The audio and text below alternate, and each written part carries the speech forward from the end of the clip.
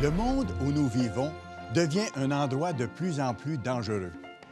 Ni les Nations unies, ni le déploiement de la force de frappe américaine n'ont empêché les conflits ou permis de résoudre les problèmes majeurs qui opposent les hommes. Au contraire, les guerres et les bruits de guerre se multiplient. De nos jours, peu de gens réalisent que des événements imprévisibles, néanmoins d'une importance capitale, commencent à se profiler à l'horizon. Même les experts en matière de politique étrangère admettent qu'ils entrevoient des dangers majeurs, sans toutefois avoir une vision claire de ce que l'avenir nous réserve. De plus en plus de gens se demandent ce qui se passe et s'inquiètent de ce qui pourrait survenir. Sachez que les prophéties bibliques révèlent, de manière parfois saisissante, l'imminence de sombres événements qui sont sur le point d'éclater, tout en nous montrant que par après, un monde nouveau de justice et de paix véritable fera son apparition. D'ici là, des changements stupéfiants vont à nouveau catapulter l'Europe et l'Allemagne au centre de la scène mondiale. Ces événements arriveront soudainement, prendront les gens par surprise et ils auront de graves répercussions sur toute la planète. Ils se dérouleront selon un plan précis, pour des raisons que Dieu a mentionnées dans la Bible. Il y a longtemps, il est prophétisé qu'un revirement spectaculaire de la situation mondiale aura lieu juste avant le retour de Jésus-Christ sur la terre. Il importe de comprendre non seulement ce qui va se passer, mais aussi pourquoi ces choses vont se produire. C'est possible de connaître ce qui se prépare actuellement et de savoir quoi faire pour être épargné de la détresse qui approche. En fait, l'histoire est en train de se répéter sous nos yeux. L'avenir de l'Europe et le rôle que jouera de nouveau l'Allemagne vous concernent personnellement, qui que vous soyez, où que vous soyez. Restez à l'écoute.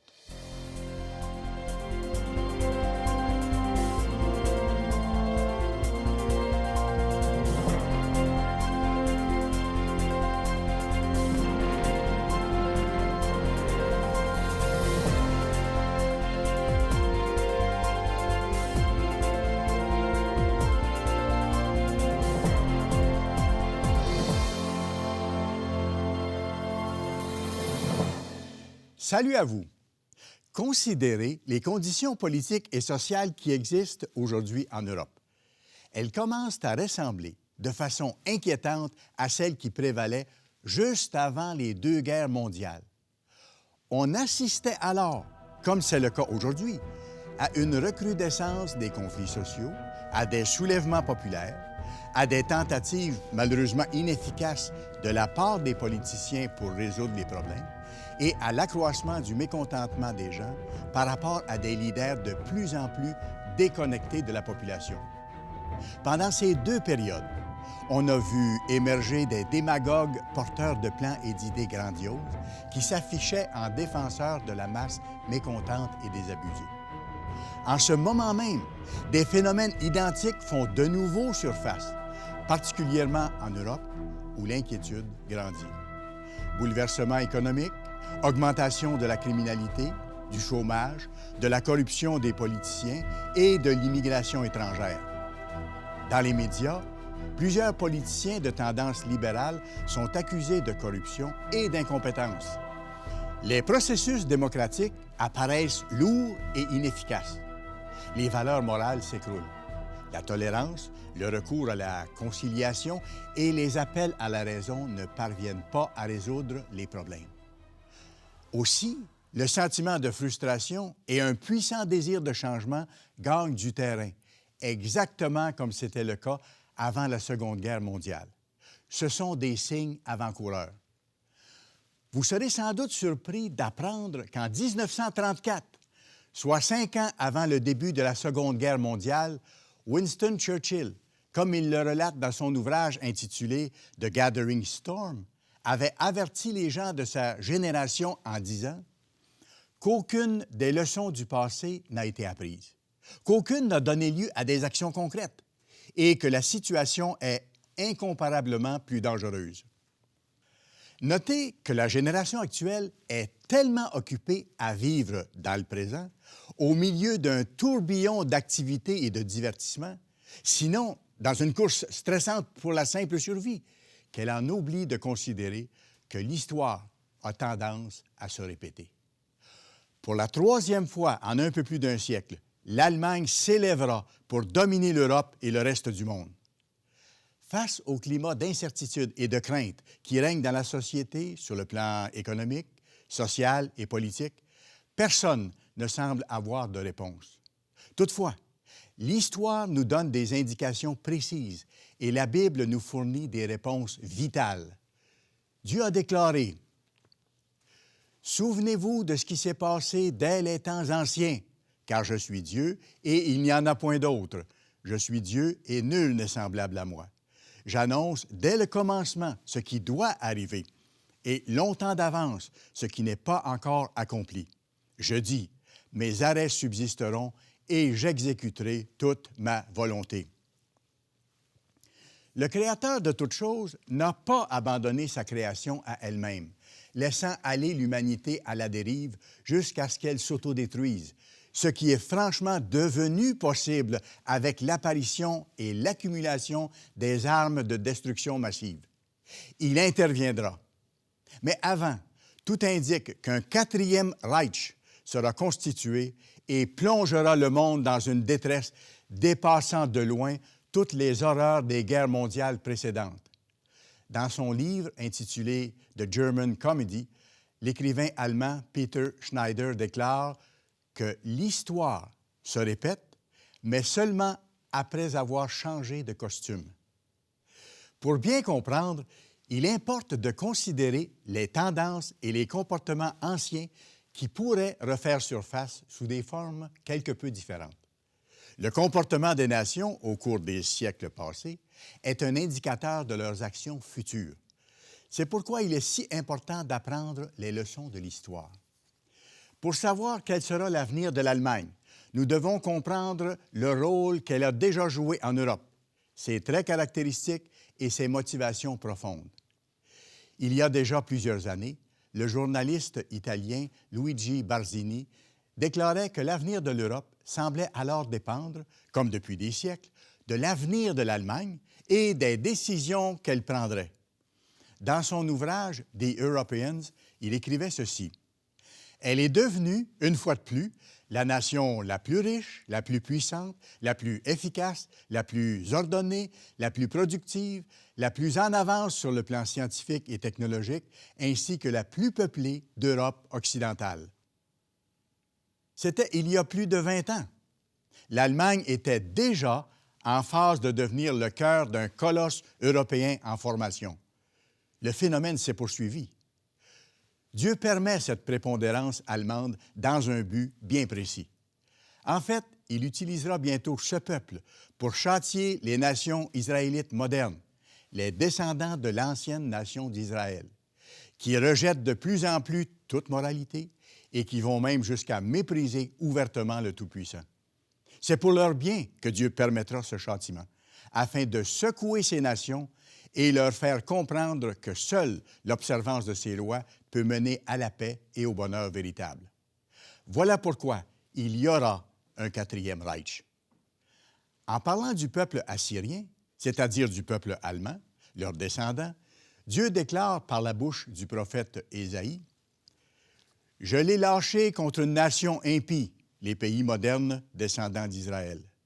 Je l'ai fait marcher contre le peuple de mon courroux, pour qu'il se livre au pillage et fasse du butin, pour qu'il le foule aux pieds, comme la boue des rues. » Ces événements sans précédent sont sur le point d'être déclenchés. Pour en apprendre davantage sur le sujet présenté aujourd'hui, visitez notre site www.mondedemain.org. Vous pouvez également utiliser notre numéro de téléphone 1-800-857-2064 en nous laissant votre numéro de téléphone ainsi qu'un bref message et nous vous rappellerons dès que possible. Vous pouvez aussi nous écrire à l'adresse Le Monde de Demain, boîte postale 409, Mississauga, Ontario, L5M 0P6, Canada. Pour lire, télécharger ou commander un exemplaire gratuit de l'offre d'aujourd'hui, utilisez le code réponse rapide apparaissant à l'écran. Vous pourrez également y lire ou télécharger notre revue Le Monde de demain et vous abonner à notre cours de Bible. Certaines nations portent encore de nos jours le nom sous lequel elles étaient désignées dans la Bible. C'est le cas, par exemple, de la Syrie, de l'Égypte ou de l'Éthiopie. D'autres nations, par contre, sont désignées dans les Écritures par le nom de leur ancêtre. C'est justement le cas de la nation allemande, qui est identifiée dans la Bible comme étant l'Assyrie. Les Allemands sont les descendants d'Assur, le deuxième fils de Sem et petit-fils de Noé. Voyons ce qu'a écrit l'historien Flavius Joseph au 1er siècle après Jésus-Christ. Assur, qui était le second fils de Sem, bâtit la ville de Ninive et donna le nom d'Assyriens à ses sujets qui ont été extraordinairement riches et puissants. L'histoire allemande compte plusieurs personnages illustres. Bach, Beethoven, Mozart, Strauss, Gutenberg, Martin Luther. De nombreux philosophes et théologiens allemands ont d'ailleurs modelé le climat intellectuel de l'Europe. Les produits de conception allemande sont synonymes de précision et de qualité de par le monde. En fait, dans le développement de la civilisation occidentale, l'apport de cette nation n'a pas d'équivalent. Toutefois, il s'agit aussi d'un peuple très versatile, pouvant subitement changer totalement de personnalité. Les Allemands sont capables de très belles réalisations dans le domaine culturel, artistique et industriel. Mais ils deviennent aussi, parfois, capables des plus horribles barbaries et des plus grandes cruautés. Cette réaction est-elle susceptible de réapparaître? Le développement d'une crise pourrait-il renvoyer leur pays dans la continuité de l'histoire allemande? À la perspective des siècles passés, cette histoire révèle, dans le caractère national des Allemands, une tendance marquée à passer par des changements périodiques et spectaculaires. David Schoenbaum a écrit « À certaines époques, les voyageurs décrivent un pays de poètes et de philosophes, avec des paysages de cartes postales, qui devient soudainement, à d'autres époques, une nation de guerriers et de conquérants efficaces et brutaux. » Dans la mythologie, leur principal dieu porte le nom d'Assur, comme leur ancêtre. C'est le dieu de la guerre, et il est représenté comme un dieu soleil, avec un disque ailé, comme le rapporte l'Encyclopédia Britannica. C'est également la forme de la svastika, ou croix gammée, qui représente la puissance et l'énergie. L'aspect le plus inquiétant du peuple allemand est sa tendance historique à se transformer soudainement en une redoutable machine de guerre, cruelle et implacable, comme ce fut le cas à la Seconde Guerre mondiale qui a causé la mort de 50 millions de personnes. Les ancêtres du peuple allemand ont toujours eu ce désir de domination et manifesté une attitude de race supérieure. Par la bouche de son prophète Ésaïe, Dieu souligne cette tendance de l'Assyrien qui dit « Mes princes ne sont-ils pas autant de rois? » L'Encyclopédia Britannica rapporte qu'en 98 après Jésus-Christ, l'historien romain Tacite se référait aux tribus vivant le long du Rhin en les appelant du nom de Germanie. Tacite déclarait aussi que ces tribus étaient toujours prêtes à faire la guerre. Elles ont même infligé une sévère défaite à l'armée romaine. D'ailleurs, l'histoire révèle clairement que les tribus germaniques ont adopté les méthodes romaines: impérialisme, totalitarisme et religion de l'Empire christianisée. Rappelons que le Saint-Empire romain germanique a régné sur les nations d'Europe centrale durant près de 1000 ans, soit de 962 à 1806 après Jésus-Christ. Le roi Frédéric le Grand, qui a régné au cours des années 1700, est un bon exemple des caractéristiques germaniques de force et de versatilité. Au début de son règne, il était considéré comme un humaniste. Toutefois, marchant sur les traces de ses prédécesseurs germaniques pour atteindre la domination, il s'est transformé en un marteau sans pitié. Il n'est donc pas surprenant que l'Allemagne ait tenté de bâtir un empire européen et même mondial au cours des 2 grandes guerres mondiales. Il n'est pas surprenant non plus qu'elle devienne, à notre époque, la puissance dirigeante de l'Europe unie. Cette fois-ci, elle ne prendra pas le contrôle de l'Europe par les armes, mais une autorité absolue lui sera prochainement donnée par 10 nations ou groupes de nations qui lui remettront volontairement leur souveraineté, exactement comme Dieu l'a annoncé. Les 10 cornes que tu as vues sont 10 rois qui n'ont pas encore reçu de royaume, mais qui reçoivent autorité comme rois pendant 1 heure avec la bête. Ils ont un même dessein et ils donnent leur puissance et leur autorité à la bête. La Bible montre que l'Assyrie moderne, l'Allemagne, jouera encore un rôle de premier plan dans les événements qui doivent frapper le monde au temps de la fin. Dieu va de nouveau l'utiliser comme un marteau pour punir les nations israélites et les amener à abandonner leur voie mauvaise. Pour cela, il va amener de loin cette nation guerrière puissante qui sera à la tête de la dernière résurrection de l'Empire romain et qui va attaquer les nations israélites modernes, les briser et même les amener en captivité.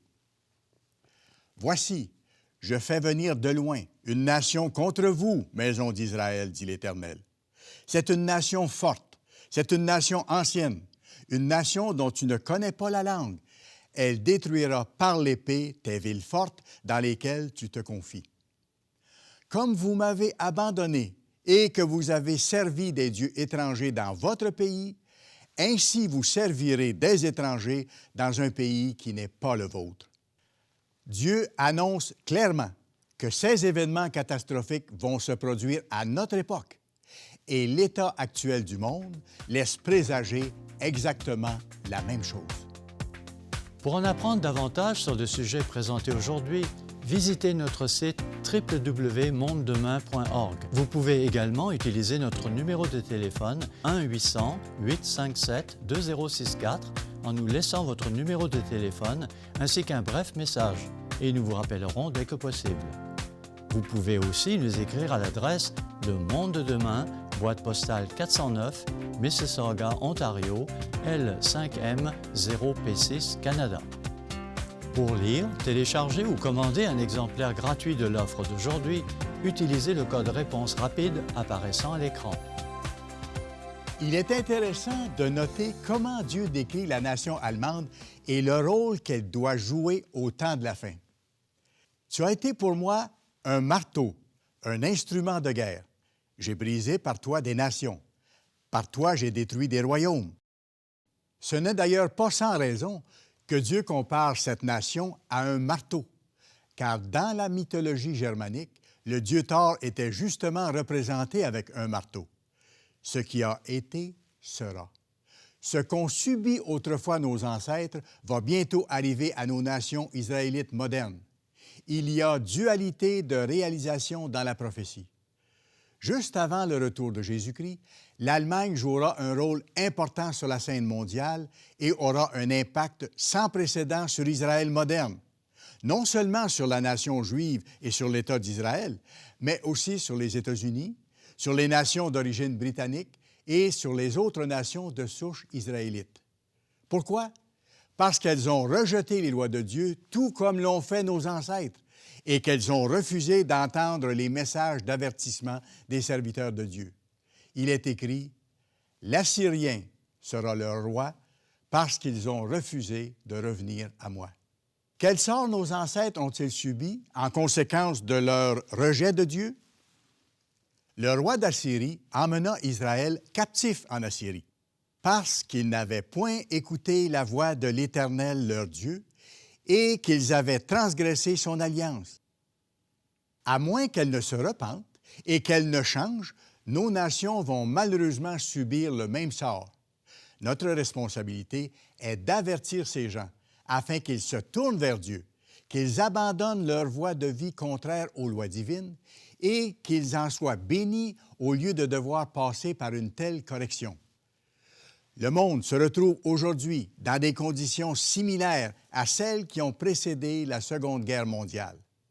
Une époque chaotique, troublée, instable et incertaine a ouvert la porte à la prise du pouvoir par Hitler, qui était porté par une longue tradition germanique de domination et par une sombre irrationalité de cruauté et de destruction.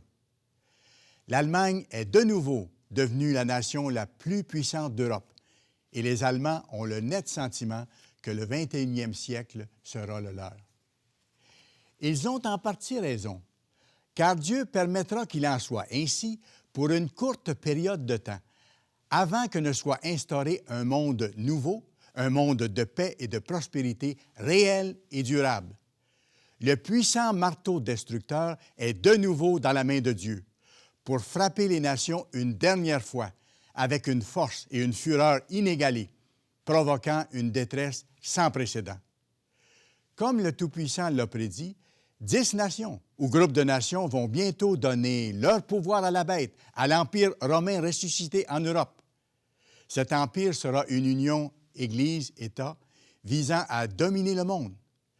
Comme l'a constaté Johannes Haller, un historien allemand décédé en 1947, dans la mémoire du peuple germanique, le vieil empire, le Saint-Empire romain, se nourrit d'une époque de grandeur et de splendeur qui doit apparaître un jour pour le faire vivre encore. Il y a plus de 2500 ans, Dieu a annoncé qu'il provoquerait certains événements pour accomplir son plan. En ce sens, la reconstruction de l'Allemagne, après la Seconde Guerre mondiale, la chute du mur de Berlin et la réunification des deux Allemagnes ne sont pas le fruit du hasard. Sous la direction de l'Allemagne, l'Union européenne deviendra bientôt une puissance économique mondiale. Et avant que le monde ne soit plongé dans un cauchemar épouvantable, il y aura une apparente paix et une grande prospérité. Parce que toutes les nations ont bu du vin de la fureur de sa débauche, que les rois de la terre se sont livrés avec elle à la débauche et que les marchands de la terre se sont enrichis par la puissance de son luxe. L'Europe s'imposera donc comme la solution efficace aux problèmes du monde. Actuellement, c'est l'ensemble du système financier mondial qui se fracture et s'effondre. Inflation, déflation, hyperinflation. Les spécialistes et les dirigeants n'ont plus de solution. Aucune de leurs tentatives ne réussit. Toutes les circonstances sont en place pour que le monde se réjouisse de l'apparition d'une puissance mondiale capable d'établir une paix et une prospérité tant attendues, même si elles ne seront que d'apparence et de courte durée. Remplis d'admiration, la terre entière suivit la bête, et ils adorèrent le dragon, parce qu'il avait donné l'autorité à la bête. Ils adorèrent la bête en disant « Qui est semblable à la bête et qui peut combattre contre elle? » À son entrée en scène, la bête paraîtra paisible et humaniste, comme Frédéric le Grand l'a été. Mais elle se transformera ensuite en une bête guerrière dévorante, sa deuxième personnalité. Après un interlude de paix apparente et de prospérité, ce système plongera le monde dans ce que la Bible appelle la plus grande détresse de tous les temps. C'est à ce moment que Dieu interviendra pour empêcher l'humanité de s'autodétruire. Car alors, la détresse sera si grande qu'il n'y en a point eu de pareil depuis le commencement du monde jusqu'à présent, et qu'il n'y en aura jamais. Et si ces jours n'étaient abrégés, personne ne serait sauvé, n'aurait la vie sauve. Mais à cause des élus, ces jours seront abrégés. Au-delà des mauvaises nouvelles, il y a donc de très bonnes nouvelles. Dans le temps de ces rois, le Dieu des cieux suscitera un royaume qui ne sera jamais détruit et qui ne passera point sous la domination d'un autre peuple. Il brisera et détruira tous ces royaumes-là, et lui-même subsistera éternellement. C'est une promesse divine. Le Christ reviendra pour régner sur toute la terre en tant que roi des rois. L'Éternel paraîtra, et il combattra ces nations, comme il combat au jour de la bataille. Ses pieds se poseront en ce jour sur la montagne des Oliviers, qui est vis-à-vis de Jérusalem, du côté de l'Orient. L'Éternel sera roi de toute la terre. En ce jour-là, l'Éternel sera le seul Éternel, et son nom sera le seul nom. Par la puissance de son esprit, Dieu changera le cœur des êtres humains. Je vous donnerai un cœur nouveau, et je mettrai en vous un esprit nouveau. J'ôterai de votre corps le cœur de pierre, et je vous donnerai un cœur de chair. Je mettrai mon esprit en vous, et je ferai en sorte que vous suiviez mes ordonnances et que vous observiez et pratiquiez mes lois. La guerre n'existera plus. Toutes les nations désireront vivre selon les lois divines. La société sera enfin paisible et heureuse. Durant le futur règne millénaire du Christ, Dieu utilisera alors la formidable force intellectuelle et culturelle du peuple allemand pour contribuer à enrichir le monde. L'Allemagne aussi se tournera vers Dieu, se repentira et sera appelée à jouer un rôle important dans le monde de demain. En ce même temps, il y aura une route d'Égypte en Assyrie. Les Assyriens iront en Égypte et les Égyptiens en Assyrie. Et les Égyptiens avec les Assyriens serviront l'Éternel. En ce même temps, Israël sera, lui, troisième, uni à l'Égypte et à la Syrie, et ces pays seront l'objet d'une bénédiction. L'Éternel des armées les bénira en disant, « Béni soit l'Égypte, mon peuple, et l'Assyrie, œuvre de mes mains, et Israël, mon héritage. » L'humanité entière jouira enfin de la paix, de l'abondance et du bonheur. Joignez-vous à nous chaque semaine à l'émission Le Monde de demain. Nous continuerons de partager avec vous les enseignements de Jésus-Christ et la signification des prophéties du temps de la fin. Nous vous invitons à être des nôtres pour découvrir la perspective divine concernant les événements qui marquent l'actualité, les vérités bibliques et la vie chrétienne. Sur ce, je vous dis à la semaine prochaine. Même heure, même station. Pour en apprendre davantage sur le sujet présenté aujourd'hui, visitez notre site www.mondedemain.org. Vous pourrez y lire ou commander la brochure « Le Moyen-Orient selon la prophétie ». Cette publication gratuite explique pourquoi Jérusalem est et continuera d'être au cœur des faits saillants de l'actualité. Vous pouvez également utiliser notre numéro de téléphone au 1-800-857-2064 en nous laissant votre numéro de téléphone ainsi qu'un bref message, et nous vous rappellerons dès que possible.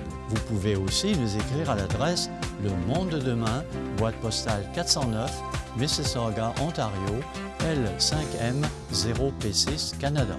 Notre site internet www.mondedemain.org vous offre des articles révélant les principes divins qui mènent à une vie abondante et heureuse, en plus de fournir une perspective unique sur les événements mondiaux actuels et futurs.